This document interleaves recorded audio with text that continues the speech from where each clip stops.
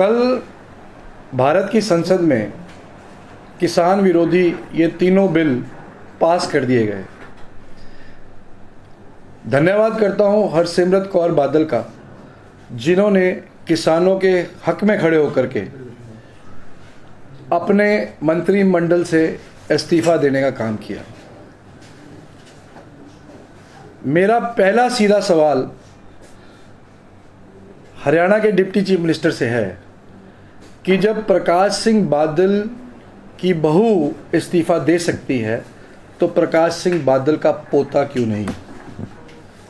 दुष्यंत हरियाणा की जनता को बिल्कुल स्पष्ट करे कि वो इस बिल के ऊपर हरियाणा के किसानों के साथ खड़ा है कि नहीं खड़ा। अगर खड़ा है तो वो स्पष्ट होना चाहिए, अगर नहीं खड़ा तो तुरंत प्रभाव से दुष्यंत चौटाला को इस्तीफा देकर के हरियाणा के किसानों के साथ खड़ा होना चाहिए।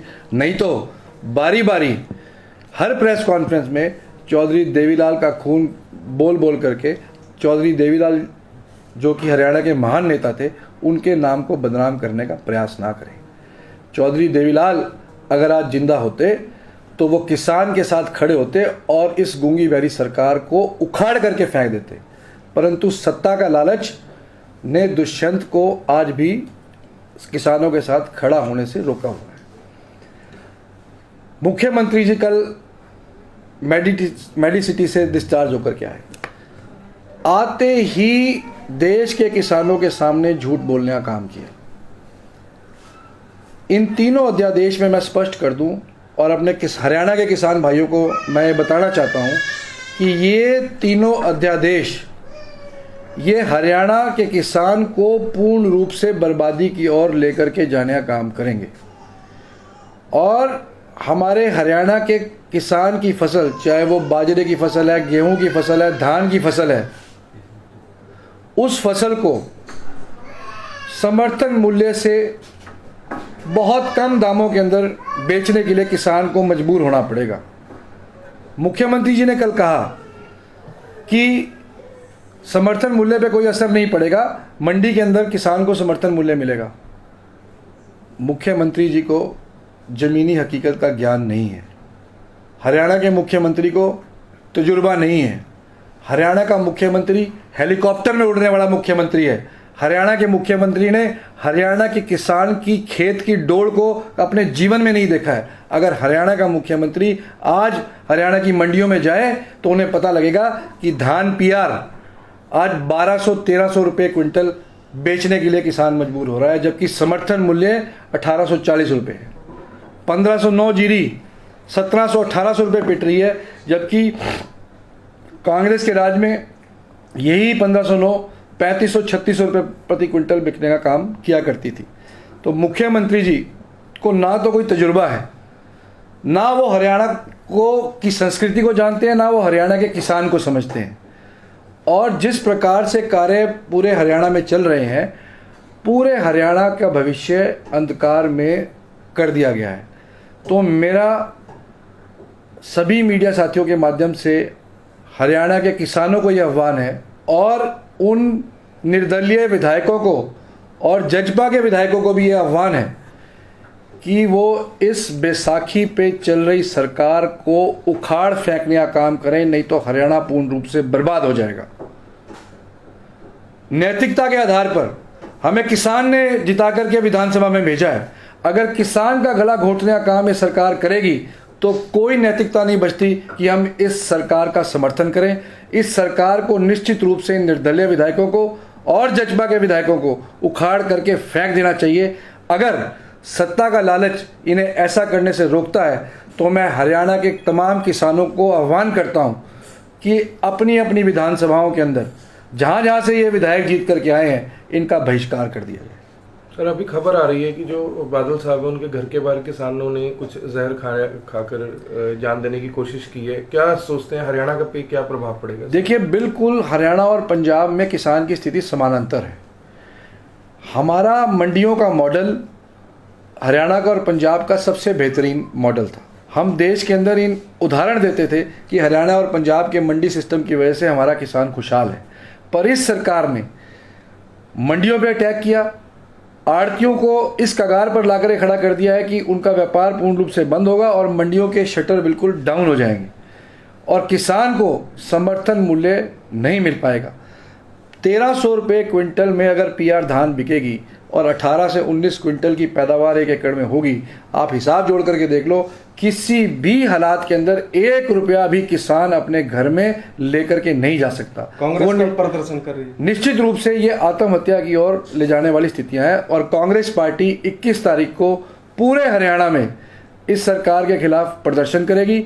और मैं आह्वान करता हूं कि अगर सरकार ना चाहती तो हो सकता है, अगर सरकार ने अपने कदम पीछे ना उठाए तो हम दिल्ली की ओर भी पैदल खेत होते हुए कूच करने का काम कर सकते हैं। सर, आपने बोला कि जो विधायक हैं उनको समर्थन वापस लेना चाहिए, लेकिन जो हरसिमरत कौर बादल है उनकी पार्टी ने सरकार से तो समर्थन नहीं लिया, सिर्फ कैबिनेट से इस्तीफा दिया। देखिए, निश्चित रूप से उन्हें समर्थन भी वापस लेना चाहिए था, पर उन्होंने इस्तीफा देकर के एक मैसेज दिया है।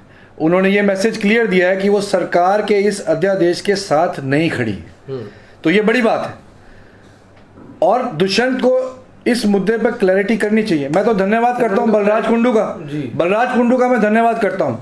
आज वो इस संकट की घड़ी में देश के किसानों के साथ, प्रदेश के किसानों के साथ खड़ा है, वो धन्यवाद का पात्र है।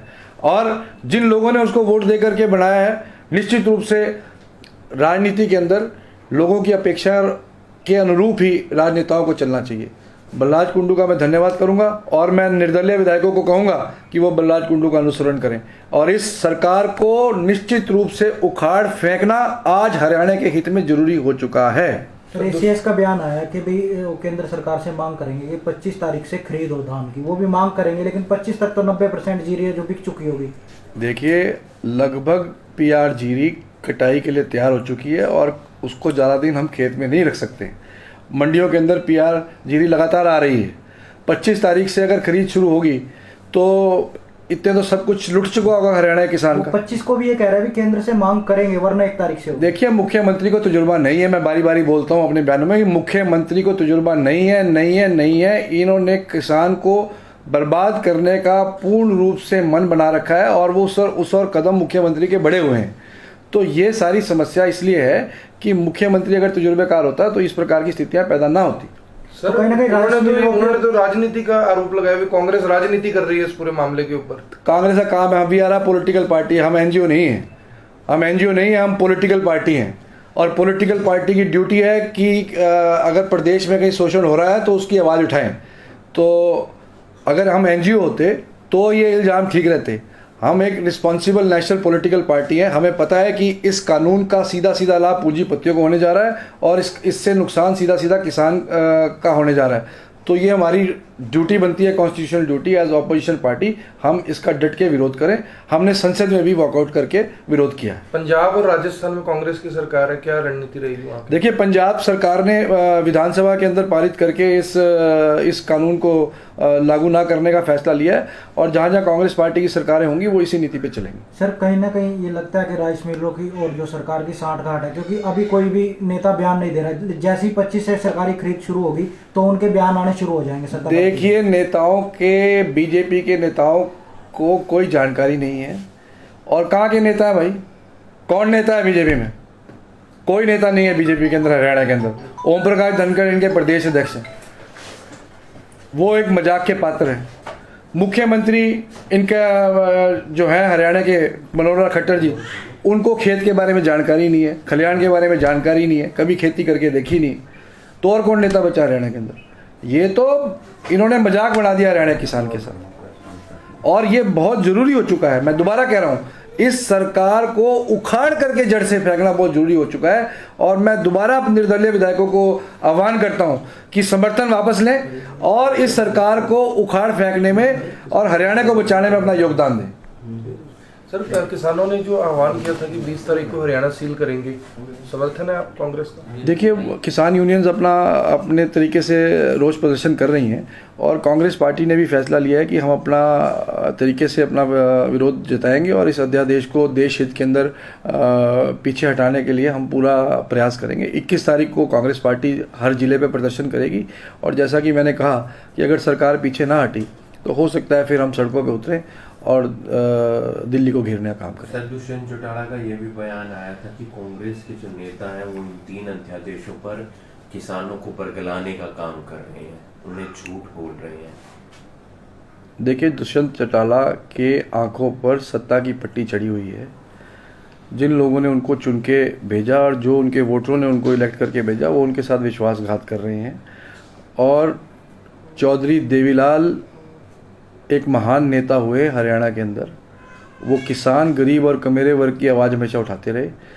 दुष्यंत चौटाला में 1% गुण भी चौधरी देवीलाल के नहीं है।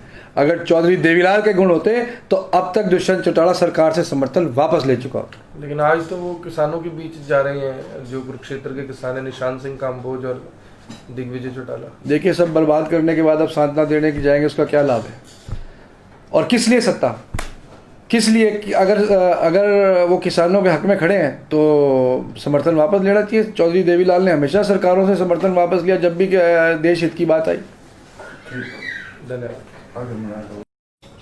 तो ये थे हमारे साथ कांग्रेस नेता वीरेंद्र सिंह राठौड़, जिन्होंने 3 अध्यादेशों को लेकर प्रेस वार्ता की। उन्होंने साफ कहा कि कांग्रेस किसानों के साथ खड़ी है और अगर सरकार ने अपने कदम इन 3 अध्यादेशों को लेकर पीछे नहीं लिए तो फिर खेतों के जरिए वो दिल्ली कूच भी कर सकते हैं। वहीं दुष्यंत चौटाला पर निशाना साधते हुए उन्होंने कहा कि 1% गुण भी उनमें चौधरी देवीलाल वाले नहीं हैं, क्योंकि चौधरी देवीलाल किसान, कमेरे, मजदूर के नेता थे, लेकिन दुष्यंत चौटाला की आंखों पर सत्ता की पट्टी बंधी हुई है। और ऐसे में अगर दुष्यंत चौटाला इस्तीफा नहीं देते तो जो कांग्रेस पार्टी है वो सड़कों पर उतरकर सरकार के खिलाफ इन 3 अध्यादेशों को लेकर प्रदर्शन भी करेगी। वहीं कल जो मोदी मंत्रिमंडल की नेता हैं, मोदी मंत्रिमंडल की मंत्री हैं हरसिमरत कौर, उन्होंने भी